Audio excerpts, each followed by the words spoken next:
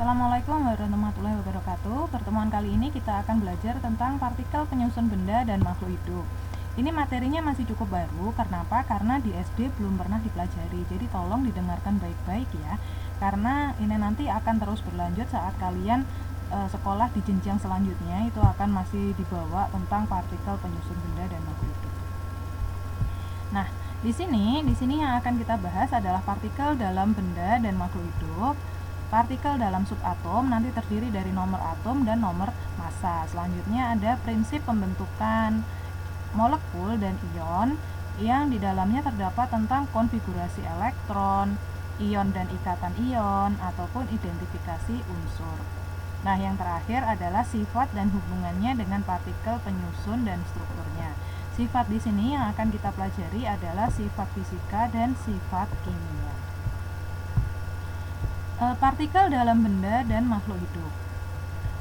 Di sini partikel apa sih yang dikatakan partikel? Partikel adalah bagian terkecil dari suatu materi yang masih mempunyai sifat materi itu. Jadi semua benda itu disebut dengan partikel. Jadi kita itu termasuk dari partikel. Nah, di sini bisa berbentuk atom, molekul, dan ion. Atom sendiri apa? Atom sendiri adalah bagian terkecil dari suatu unsur yang masih memiliki unsur tersebut. Jadi misalnya atom oksigen, atom hidrogen, ataupun atom karbon. Kalau molekul adalah gabungan dari dua atau lebih atom melalui ikatan kimia tertentu. Jadi misalnya ada oksigen. Oksigen itu molekulnya adalah O2, berarti gabungan dari satu atom oksigen dengan satu atom oksigen. Jadi molekul oksigen terdiri dari dua atom oksigen. Misalnya lagi pada air itu adalah H2O, berarti H2O itu terdiri dari dua atom hidrogen dan satu atom oksigen. Untuk air perbandingannya selalu 2:1. Jadi makanya di sini dibilang dengan gabungan antara dua perbandingan tertentu. Di sini nanti ditambahi ada perbandingan tertentu dan ikatan kimianya tertentu. Nah, sebelum kita lanjut, kita reminding lagi tentang atom ya. Di sini ada gambar atom, ada gambar atom unsur. Nah, atom ini intinya terdiri dari proton yang berwarna merah dan neutron yang berwarna hijau. Proton ini bermuatan positif, neutron tidak bermuatan, dan kuletnya berisi elektron atau yang bermuatan negatif. Hati-hati, elektron selalu di luar. Jadi pada materi ini kita akan fokus pada elektronnya untuk membentuk suatu ikatan kimia tertentu. Di sini adalah contoh dari molekul air atau molekul H2O. Jadi kenapa bentuknya itu seperti ini? Karena nanti kita jelasin di sini. Elektronnya hidrogen bagaimana? Elektronnya oksigen bagaimana? Kenapa selalu bentuknya selalu hidrogennya ada 2 dan oksigennya ada 1? Kenapa dia itu berbentuk molekulnya seperti huruf V? Kenapa dia nggak lurus? Untuk yang ini kita nanti belajar di jenjang berikutnya karena berhubungan dengan energinya. Jadi kita nanti stuck di sini pas gambar tentang bagaimana posisi elektron dari hidrogen dan oksigen. Ternyata untuk mencapai saat ini banyak dikembangkan tentang teori-teori atom. Yang pertama teori atom muncul adalah John Dalton pada tahun 1808. Dalton ngomong bahwa atom adalah benda kecil dan merupakan bagian terkecil yang tidak dapat dibagi lagi. Kemudian dikembangkan oleh Joseph John Thomson atau sering disebut dengan Thomson pada 1897.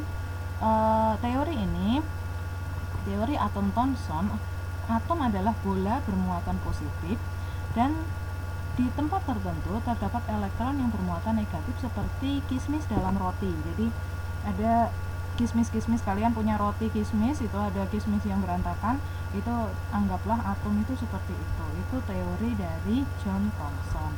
Tapi di sini masih dikembangkan lagi pada 1911 oleh Ernest Rutherford. Atom adalah bola yang di tengahnya terdapat inti atom yang merupakan pusat muatan positif, pusat massa, sedangkan elektron bergerak berputar mengelilingi inti atom. Jadi ini elektronnya bergerak mengelilingi inti atom agar dia itu stabil karena elektron negatif, dan inti atom bersifat positif karena di dalam inti terdapat proton. Dikembangkan lagi pada 1913 oleh Niels Bohr, atom terdiri dari inti atom yang menjadi pusat massa atom dan pusat muatan positif. Sedangkan elektron bergerak mengelilingi inti atom pada lintasan tertentu atau sering disebut dengan orbit, yang disebut dengan kulit atom. Jadi orbit ini adalah suatu kulit atom. Jadi sini ada kulit 1, kulit 2, kulit 3 dan seterusnya tergantung nanti pada nomor atomnya berapa. Selama elektron bergerak mengelilingi inti pada orbitnya, elektron tidak memancarkan atau kehilangan energi. Ini menjadi kelemahan dari teori Niels Bohr. Namanya bergerak pasti membutuhkan energi, sehingga dikembangkan lagi pada tahun 1934 yang disebut dengan teori atom modern atau mekanika gelombang. Partikel subatom yaitu neutron yang disimbolkan dengan N, proton disimbolkan dengan P, dan elektron disimbolkan dengan E. Neutron dan proton membentuk inti yang padat disebut dengan nukleus atau inti atom. Elektron bergerak di sekeliling inti dengan kecepatan seperti kecepatan cahaya dan membentuk awan elektron yang disebut orbital. Jadi tidak terus stagnan dengan kulit-kulitnya, tapi dia itu hanya berupa awan yang terdiri dari banyak elektron yang posisinya tidak dapat ditentukan. Ini untuk belajar tentang gambar tadi molekul H2O ataupun yang lain, kita lebih enak belajar menggunakan teori Niels Bohr. Kalau mekanika gelombang nanti di jenjang pendidikan selanjutnya ya. Nah, sekarang kita belajar dulu tentang nomor atom dan nomor massa. Di sini ada suatu unsur atom disimbolkan dengan X, lambang unsur. Kalau A adalah nomor massa dan Z adalah nomor atom. Jadi setiap atom itu memiliki massa tertentu dan nomor tertentu. Ini nggak mungkin kebalik antara massa dengan nomor. Nah, untuk mengetahui jumlah proton dan elektron itu rumusnya seperti ini. Nomor atom sama dengan jumlah proton sama dengan jumlah elektron. Jadi di sini Z adalah nomor atom, ini sama dengan jumlah proton dan jumlah elektronnya. Ini di saat dia itu atomnya masih stabil. Nomor massa, massanya ini adalah jumlah proton ditambah dengan jumlah neutron. Jadi nanti massanya berapa, tinggal jumlah proton ditambah neutron, ataupun neutronnya berapa, berarti massa dikurangi dengan proton gitu ya. Nah, misalnya di sini ada atom oksigen. Atom oksigen bertuliskan O168. Kita pasang di sini O itu sebagai X, berarti lambang unsurnya adalah oksigen. Terus A-nya adalah 16. A itu tadi apa? Nomor massa. Jadi satu atom oksigen ini memiliki nomor massanya 16. Tapi bukan satuan gram atau kilogram ya, dia dengan satuan atom. Satuan massa atom, SMA, satuan massa atom. Terus di sini 8 adalah nomor atom. Di sini ada 8 adalah nomor atom. Kita ngomong bahwa nomor atom sama dengan jumlah proton dan jumlah elektron. Jadi kita tahu bahwa ternyata oksigen ini memiliki elektron sebanyak 8. Oksigen ini memiliki proton juga sebanyak 8. Selanjutnya ada contoh, di sini ada N. Di sini seharusnya N ya, ini bukan C, di sini N. N ini adalah nitrogen. N itu nitrogen. Terus berarti nomor massanya adalah 14 dan nomor atomnya adalah 7. Seandainya di sini karbon, berarti di sini karbon C12 dan di sini harusnya 6. Oke. Terus kita tahu dari mana? Apakah kita ngarang? Enggak. Di sini ada namanya sistem periodik unsur. Jadi unsur yang ada di muka bumi ini yang sudah ditemukan itu sebanyak ini. Nah, yang sering kita pelajari itu nanti ada di golongan ini namanya 1A, 2A, 3A. Yang sering kita pelajari masih di skala SMP itu masih yang di golongan A. Nah, di sini ini yang 1A itu adalah logam. Dia logam kecuali hidrogen. Hidrogen ini bukan logam. Ini karena dia orange, yang berwarna orange itu adalah non logam. Ini ada karbon, di sini ada nitrogen, ada oksigen, ada fosfor, ada sulfur. Terus habis itu kita yang kuning ini adalah logam. Logam sendiri ada dua, di sini disebut dengan logam alkali yang 1A. Kalau yang 2A ini disebut dengan alkali tanah. Di sini ada litium, di sini ada natrium. Nanti yang sering kita pelajari ada di sini. Ini ada K, ada kalium. Ini ada kalsium. Terus apalagi ya yang sering kita pelajari, ini Mg, magnesium, ini sering dipakai untuk obat sakit mah. Di sini ada ini aluminium ada di sini. Nah, di sini ini ada nomornya itu nggak selalu tadi seperti X terus atas bawah, bisa kanan kiri. Kalau dia nomornya itu bulat tanpa koma berarti dia cenderung untuk nomor atom. Tapi kalau dia itu masih koma-koma berarti dia adalah massa atom. Karena massa atom itu nggak tepat, dia itu adalah rata-ratanya berapa. Seperti tadi ada karbon 12, nitrogen 14, itu nanti kita bisa belajar untuk membuat, misal kita pengen buat pupuk NPK gitu, kita nanti ngomong oh massa nitrogennya berapa, fosfornya berapa, kaliumnya berapa, pasnya berapa, prosentasenya, itu kita menggunakan massa atom. Tapi untuk kali ini kita masih belajar tentang nomor atom dulu, karena kita belajar tentang ikatannya, kita belajar tentang elektronnya. Nah, di sini ada contoh, misalnya pada hidrogen. Hidrogen itu tertulis AZ11. Hidrogen berarti kita tentukan Z. Z itu adalah jumlah proton, A itu adalah nomor massa. Terus karena protonnya 1, elektronnya otomatis 1, neutronnya 0. Kenapa? Karena dia massanya juga 1. 1 dikurangi 1 hasilnya adalah 0. Oke ya. Helium di sini ada 42.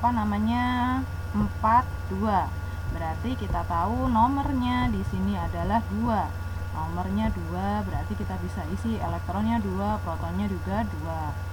Terus neutronnya dari mana? Neutronnya adalah nomor massa, massanya adalah 4. Helium ini massanya 4 dikurangi dengan jumlah elektron, 4 dikurangi 2 hasilnya adalah 2.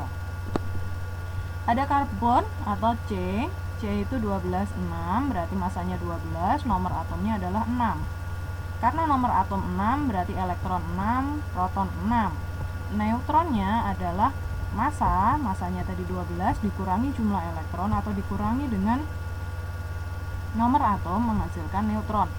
Berarti 12 dikurangi 6 hasilnya adalah 6.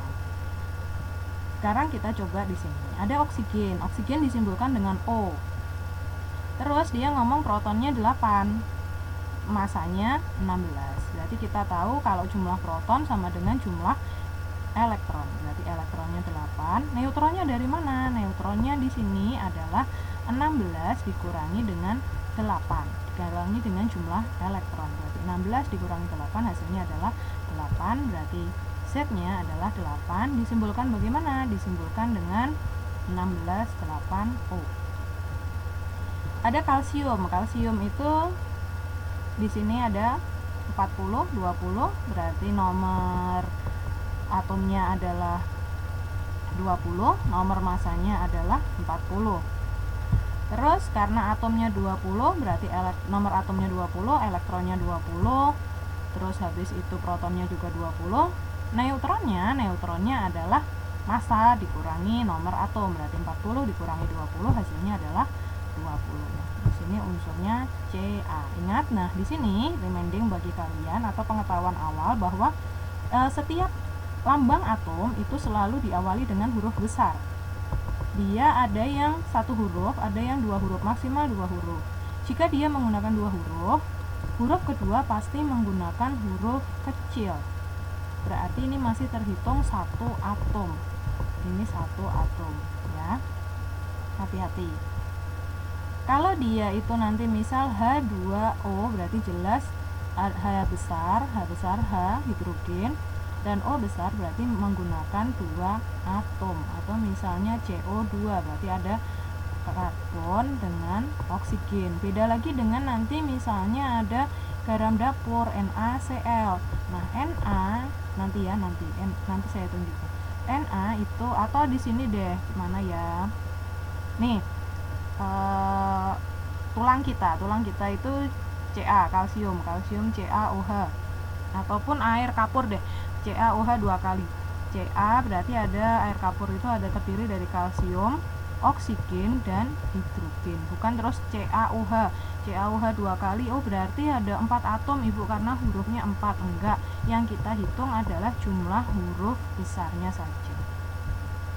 Selanjutnya ada fluor atau fluorin. Di sini disimbolkan dengan F. Elektronnya 9, protonnya 9. Dia nomor masanya adalah 19. Berarti apa yang bisa kita hitung? Yang kita bisa hitung adalah di sini dulu ya. Di sini otomatis neutronnya adalah 19 dikurangi 9, hasilnya adalah 10. Dan di sini nomor atomnya 9 karena elektron dan protonnya adalah 9, disimbolkan dengan F 19 9. Ada magnesium disimbolkan dengan Mg. Terus dia memiliki proton 12, dia memiliki massa 24. Yang kita bisa tahu kalau protonnya adalah 12, berarti elektronnya juga sama, isinya adalah 12. Terus neutronnya 12 dari mana? Dari 24 ini kita kurangi dengan 12. Jadi nomor massa dikurangi dengan nomor atom atau dikurangi dengan jumlah protonnya. Itu akan menghasilkan jumlah neutron. Di sini juga 12 karena jumlah proton dan neutronnya adalah 12. Nomor atom disimbolkan dengan bagaimana? 24 Mg 12. Ada K di sini ada kalium. Jadi bedain kalsium dengan kalium. Kalau kalsium itu yang ada di tulang kita, kalau kalium itu yang ada di, contoh sederhananya, sabun mandi cair, itu ada kalium. Nah, di sini ada dia itu neutronnya 20, nomor masanya 39. Berarti selisihnya adalah 19. 19 itu berarti dia adalah jumlah elektron. Selisih dari nomor massa dikurangi dengan neutron. Terus karena dia elektronnya 19, otomatis protonnya 19, nomor atomnya juga akan 19, disimbolkan dengan K3919. Terus ada Br. Di sini Br itu apa? Di sini Br adalah bromin. Disimbolkan dengan Br, B besar, R kecil. Ada 8035, berarti dia kita bisa tahu nomor atomnya adalah 35, atau nomor masanya adalah 80 dan nomor atomnya adalah 35. Karena kita bisa tahu nomor atom 35, berarti kita bisa isi dong elektron dan protonnya adalah sama-sama 35. Neutronnya berapa? Neutronnya adalah selisih dari nomor massa dengan nomor atom, berarti adalah 45. 80 dikurangi 35 adalah 45. Contoh terakhir adalah Kr. Kr ini adalah kripton. Disimbolkan dengan K besar, R kecil. Nomor massa 84, nomor atom 36. Nomor atom 36, nomor massa 84. Berarti kalau nomor atomnya 36, elektronnya juga akan 36, protonnya juga akan 36. Nah, neutronnya adalah selisih dari atau pengurangan 84 dikurangi 36, hasilnya adalah 48. Ya, tolong dipahami. Ini nanti akan diulang lagi pas di SMA, jadi tolong pahami. Selanjutnya yang kita pelajari adalah konfigurasi elektron. Yaitu apa sih konfigurasi elektron? Susunan elektron di dalam suatu atom. Tadi kan elektronnya ada banyak dan nggak mungkin dia itu hanya berada pada satu kulit yang sama dengan energi yang sama. Ternyata susunannya itu seperti ini.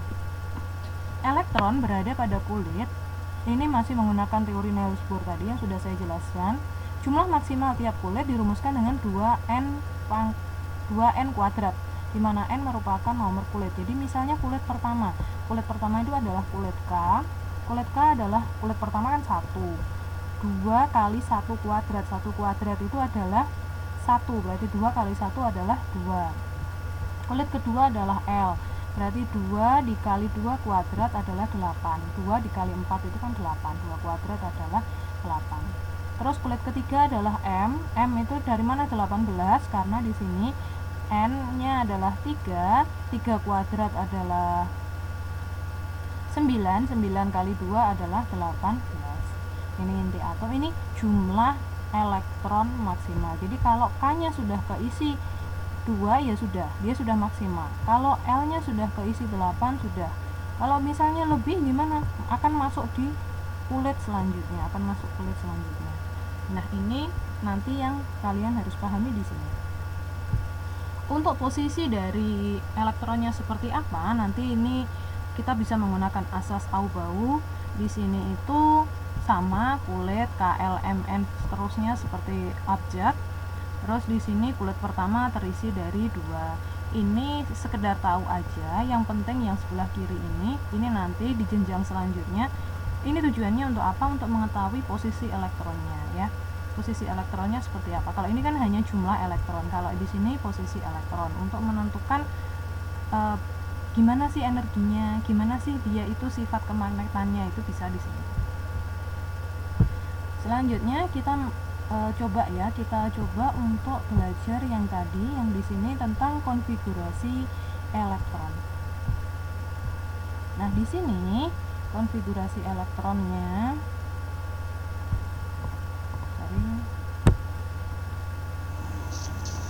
ada kulit, tadi kan ada kulit K, L, M, dan N gitu kan. Rumusnya 2N pangkat 1. Berarti di sini adalah 2, ada 2, L-nya ada 8, M-nya ada 18, dan N-nya ada 32. Misalnya kita punya hidrogen itu nomor, ini seharusnya 1 ya, dia nomornya tadi kan 1, berarti elektronnya 1. Nah, untuk natrium di sini ada nomornya itu 11, berarti dia itu konfigurasinya bagaimana? 2, 8, 1. Jadi konfigurasi kita jumlahkan elektronnya nanti total harus 11. Jadi elektron terluarnya adalah 1 untuk natrium. Kita punya contoh lagi, misalnya oksigen. Oksigen tadi jumlah elektronnya 8, berarti konfigurasinya adalah 2 dan 6. Kita tahu di sini kulit pertama janjinya terisi maksimal 2. Ini seharusnya 1. Kalau di sini sudah 2, sisanya harus di kulit selanjutnya. Ini sudah maksimal 8 ya, sudah 2, 8, masih 10. Di sini maunya 11, berarti harus masuk ke kulit selanjutnya, yaitu tinggal 1. Terus selanjutnya kita belajar Cl. Cl itu nomornya adalah 17, jumlah elektronnya 17, konfigurasinya bagaimana? Berarti ada 2, 8, dan 7. Kenapa seperti itu? Karena terakhir ini dia kulit ketiga itu kan maksimal 18. Kulit pertama sudah terisi maksimal, kulit kedua sudah maksimal, baru masuk kulit ketiga, sisanya berapa? 2 tambah 8, 10, untuk mencapai 17, berarti sisanya 7 di kulit yang ketiga.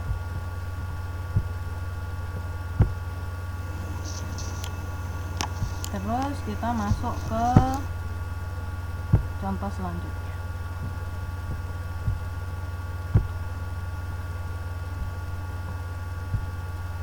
Di sini tadi konfigurasi elektron, contohnya sudah.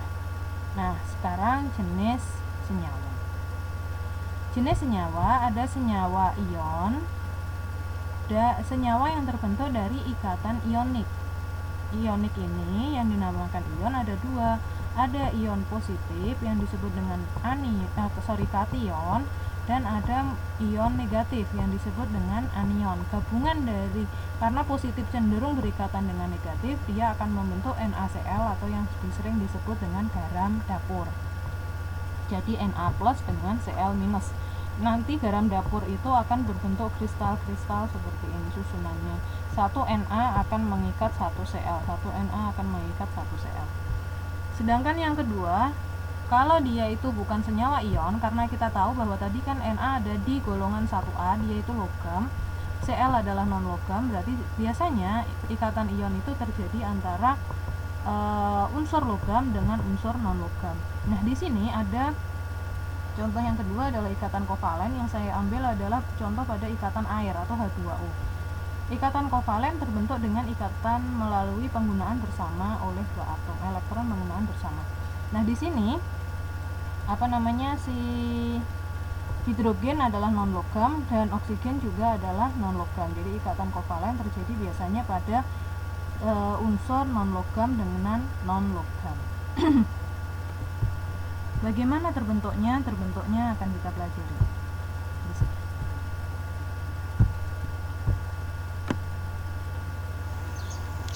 Yang pertama kita tahu bahwa tadi kan ada ikatan ion. Ikatan ion ada, saya ulang, ada kation yang bermuatan positif dan ada anion yang bermuatan negatif.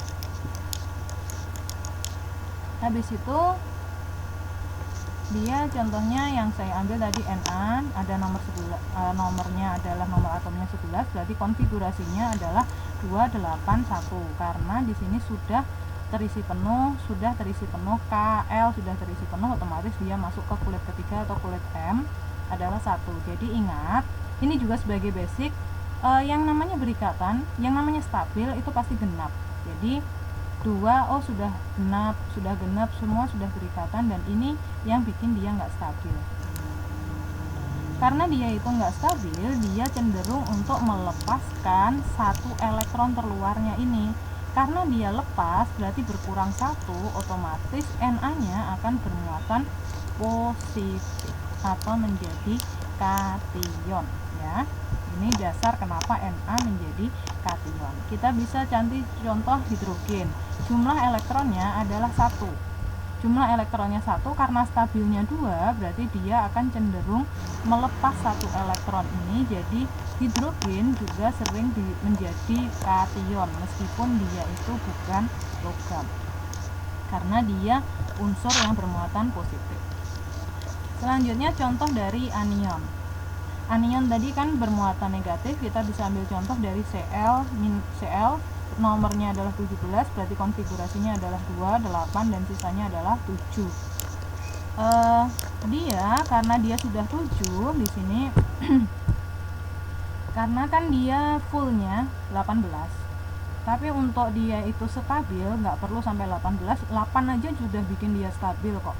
Karena dia butuhnya kurang 1 lagi, maka dia cenderung untuk menarik 1 elektron biar dia menjadi 8. Jadi stabilnya adalah kalau enggak 2 ya 8.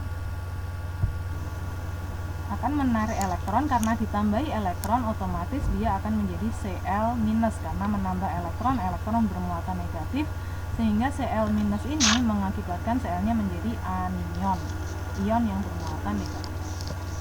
Ini terbentuknya ikatan ionik. Tadi kita bisa tahu kan kationnya pada Na+, terus anionnya pada Cl-.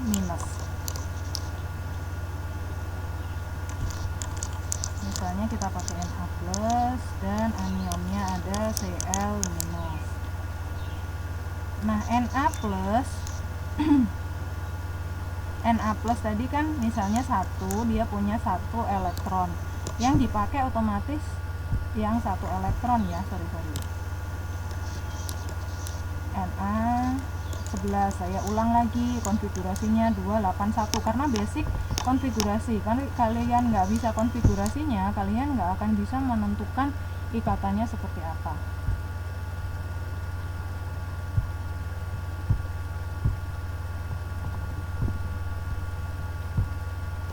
Nah, di sini tadi mana ya? Ini sudah ikatan ionik tadi ya.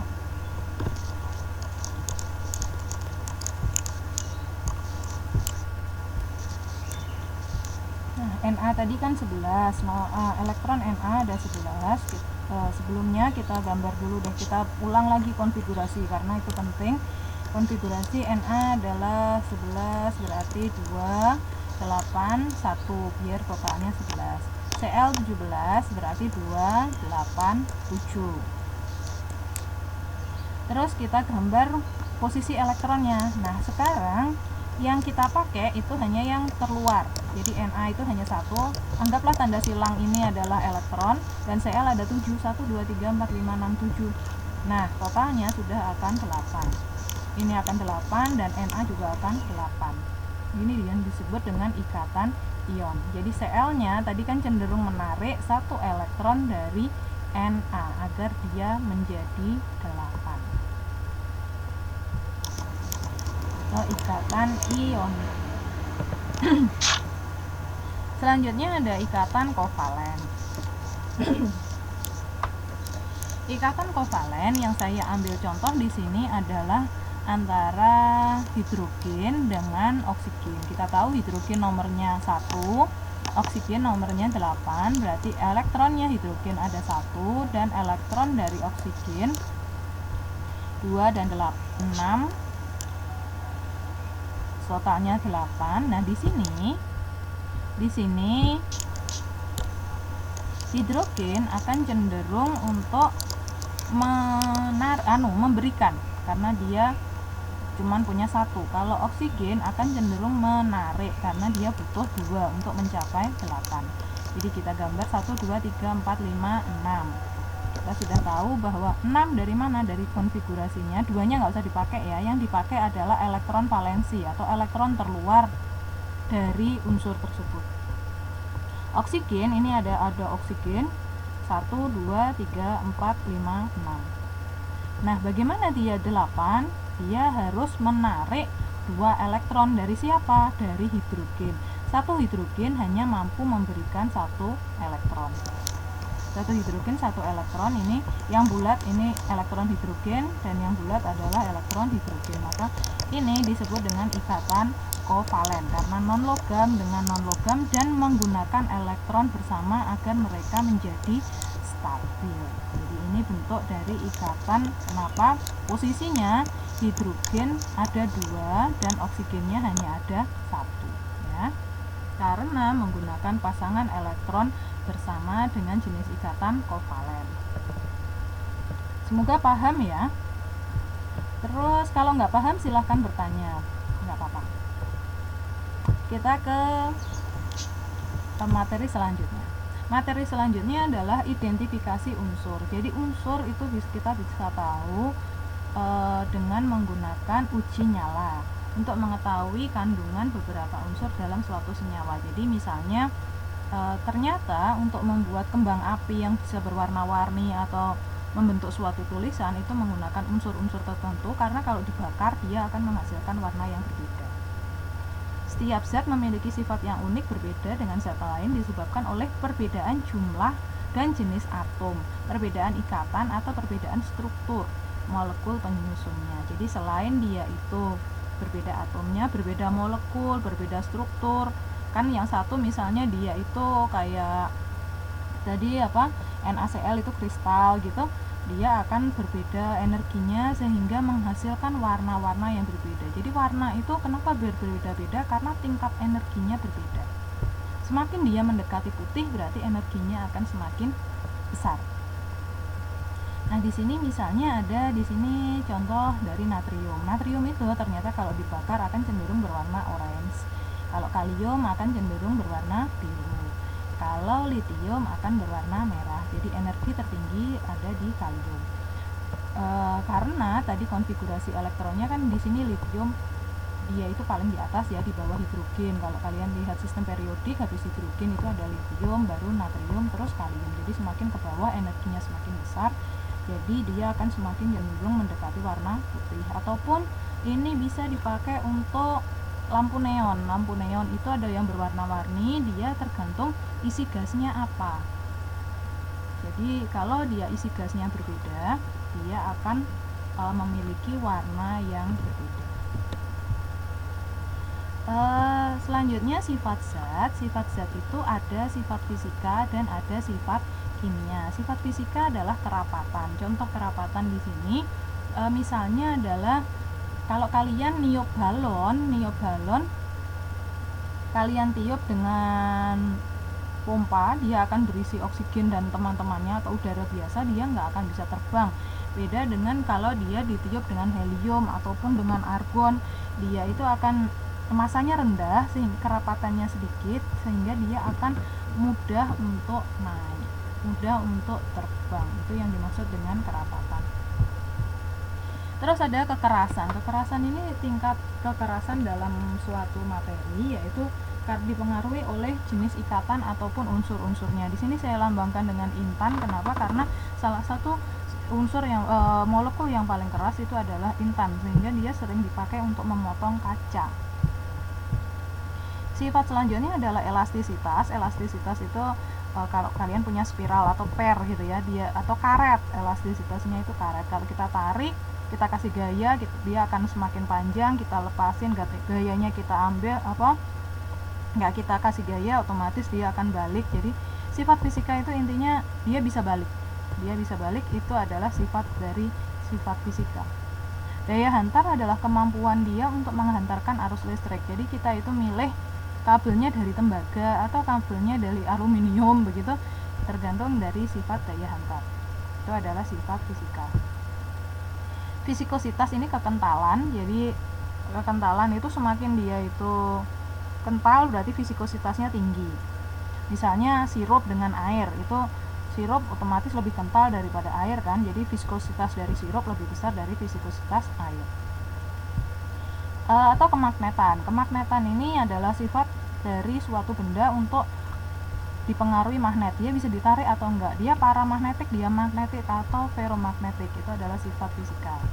Sifat fisika selanjutnya adalah titik didih. Titik di mana dia itu akan mendidih, atau titik tepat dia akan berubah menjadi uap. Jadi ini kenapa kita itu milihnya itu pelumas X bukan pelumas Y? Oh, ternyata titik didihnya lebih tinggi. Kita tahu kan mesin bergerak, dia itu pasti menghasilkan kalor, dia harus diberi pelumas dengan titik didih yang tinggi. Ataupun titik beku. Titik beku ini untuk pendingin. Jadi posisi atau suhu di mana air, misalnya air ya, air akan tepat membeku. Jadi 0 derajat dia akan membeku, berarti titik beku. Di 4 derajat dia sudah mulai menjadi di atas 0 derajat dia mulai mencair. Itu bisa namakan batas dari titik bekunya. Terus titik leleh berarti tepat dia meleleh, itu ada di, kalau air itu antara 0 dengan 4, itu dia mulai meleleh. Terus ada sifat kimia. Sifat kimia ini dia itu sifat yang tidak bisa balik.